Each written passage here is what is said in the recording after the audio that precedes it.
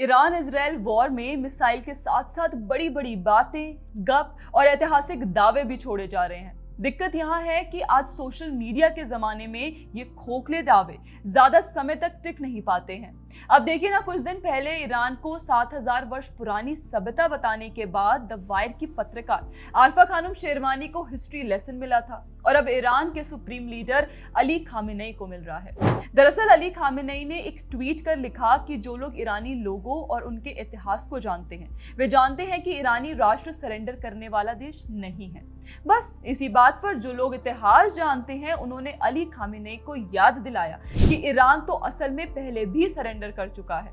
Ali Khamenei की post पर community note भी आया है जिसमें उनकी बात का फैक्ट चेक किया गया है। ईरानियों द्वारा सरेंडर करने के कुछ उदाहरण इतिहास में मिलते हैं, जिसमें पहला है अरब विजय 637-654 ईस्वी का।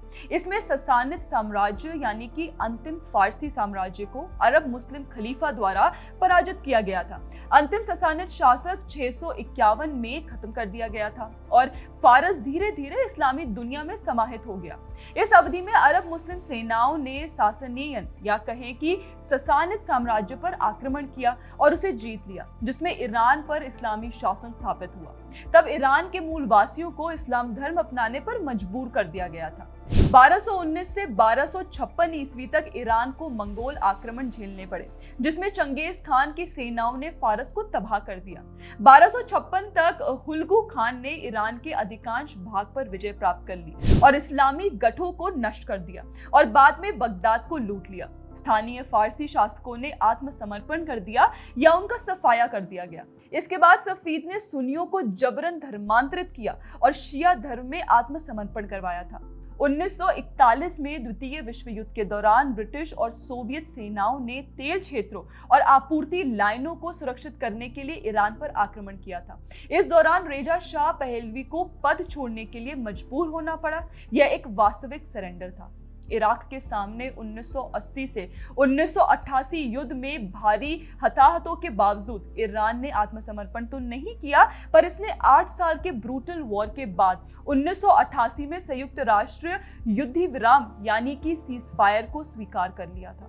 अरब आक्रमण के दौरान जिन ईरानी पारसियों ने सरेंडर नहीं किया था वे भारत में आकर बस गए थे। इस तरह कभी पतन से तो कभी मित्र देशों के साथ मिलकर ईरान ने इतिहास में कई समझौते किए हैं। ईरान की बात करते समय आज के लीडर ये भूल जाते हैं कि ये हमेशा से इस्लामिक राष्ट्र नहीं था, बल्कि इसकी मूल संस्कृति तो नष्ट कर इसे इन्वेट किया गया है। तभी ईरानी लीडर सरेंडर के मामले गिनने में ये चूक कर गए।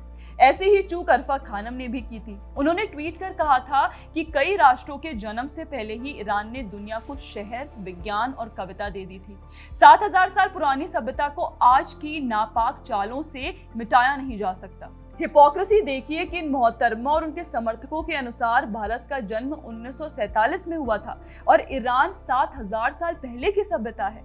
पर यह बताना भूल गई है कि जिस सभ्यता की वो बात कर रही हैं, जिसने दुनिया को विज्ञान से परिचय करवाया था, उसे तो इस्लामी आक्रांताओं ने खत्म कर दिया था। 7000 वर्ष पुरानी सभ्यता असल में पारसी सभ्यता थी, जिसे इस्लामी आक्रमणकारियों ने नष्ट कर दिया था। हमने ऊपर बताया कि कैसे अरबों और मंगोलों ने उन पर आक्रमण करके उनका जबरन धर्म परिवर्तन किया था। तो अरफा ने न सिर्फ इतिहास को लेकर झूठ बोला, बल्कि पारसी सभ्यता के आविष्कारों को भी इस्लामिक आक्रमणकारियों के नाम कर दिया। इसे ही तो माले गनीमत कहते हैं। खैर, ये रहा ईरानी इतिहास पर छोटा सा फैक्ट चेक। आपके ईरानी सभ्यता पर क्या विचार है हमें कमेंट करके जरूर बताएं। बाकी वीडियो पसंद आए तो लाइक, शेयर और सब्सक्राइब करना ना भूलें। जय हिंद।